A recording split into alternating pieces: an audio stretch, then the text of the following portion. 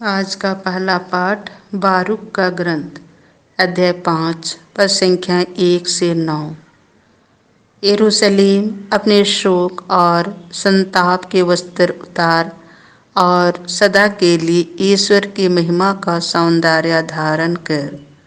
तो ईश्वरीय न्याय का लबादा पहनकर अपने सिर पर प्रभु का दिया हुआ गौरव का मुकुट रख ले, क्योंकि ईश्वर पृथ्वी भर के लोगों पर तेरी महिमा प्रकट करेगा और सदा के लिए तेरा यह नाम रखेगा, न्याय की शांति और धार्मिकता की महिमा। यरूशलेम उठ खड़ा हो जा, पर्वत पर चढ़कर पूर्व की ओर दृष्टि लगा। देख, प्रभु की आज्ञा से तेरे पुत्र पश्चिम और पूर्व से एकत्र हो गए हैं। वे आनंद मना रहे हैं, क्योंकि ईश्वर ने उनकी सुध ली है। शत्रुओं ने उन्हें बाध्य किया था कि वे तुझको छोड़कर पैदल ही चले जाएं, परंतु ईश्वर उन्हें राजसी पालकी में बैठाकर तेरे पास वापस ले आ रहा है। ईश्वर का आदेश है कि हर एक ऊंचा पहाड़ और सभी चिरस्थायी पहाड़ियां समतल की जाएं और हर एक घाटी पाट कर भर दी जाएं, जिससे इसराइली महिमामय प्रभु की रक्षा में सुरक्षित आगे बढ़ सके। ईश्वर के आदेश पर सभी वन और सुगंधित वृक्ष इसराइल पर छाया करेंगे, क्योंकि दयामय तथा न्यायी ईश्वर इसराइल को आनंद प्रदान करेगा और अपनी महिमा के प्रकाश से उसका पथ प्रदर्शन करेगा। यह प्रभु की वाणी है। आज का दूसरा पाठ फिलिपियों के नाम संत पौलुस का पत्र अध्याय 1 पद संख्याएं 3 से 6, 8 से 11। जब जब मैं आप लोगों को याद करता हूँ तो अपने ईश्वर को धन्यवाद देता हूँ।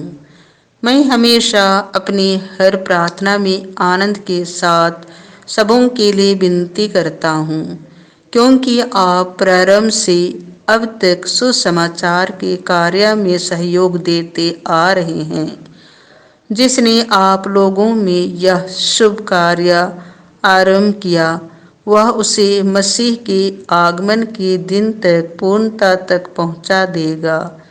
इसका मुझे पक्का विश्वास है। ईश्वर जानता है कि मैं ईसा मसीह के प्रेम से प्रेरित होकर आप लोगों को कितना चाहता हूँ। ईश्वर से मेरी प्रार्थना यह है कि आपका प्रेम, ज्ञान तथा हर प्रकार की अंतर्दृष्टि में बराबर बढ़ता जाए, जिससे जो श्रेय है आप उसे पहचाने और प्यार करें। इस तरह आप लोग मसीह के आगमन के दिन पवित्र तथा निर्दोष होंगे और ईश्वर की महिमा तथा प्रशंसा के लिए ईसा मसीह के द्वारा परिपूर्ण धार्मिकता तक पहुंच जाएंगे। यह प्रभु की वाणी है। संत लुकस के अनुसार पवित्र सुसमाचार अध्याय 3 पद संख्या 1 से 6।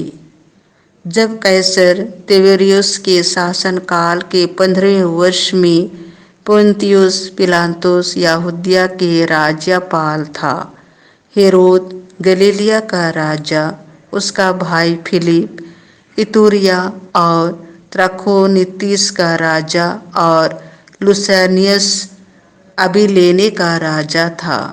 जब अन्नस तथा कैफस प्रधान याजक थे, उन्हीं दिनों जकरियस के पुत्र योहन को निर्जन प्रदेश में प्रभु की वाणी सुनाई पड़ी। वह यरदन के आसपास के समस्त प्रदेश में घूम घूम कर पाप क्षमा के लिए पश्चाताप के बपतिस्मा का उपदेश देता था, जैसा कि नबी इसायास के पुस्तक में लिखा है, निर्जन प्रदेश में पुकारने वाले की आवाज, प्रभु का मार्ग तैयार करो। उसके पथ सीधे कर दो। हर एक घाटी भर दी जाएगी, हर एक पहाड़ और पहाड़ी समतल की जाएगी। टेढ़े रास्ते सीधे और ऊबड़ खाबड़ रास्ते बराबर कर दिए जाएंगे और सब शरीरधारी ईश्वर के मुक्ति विधान के दर्शन करेंगे। यह प्रभु का सुसमाचार है।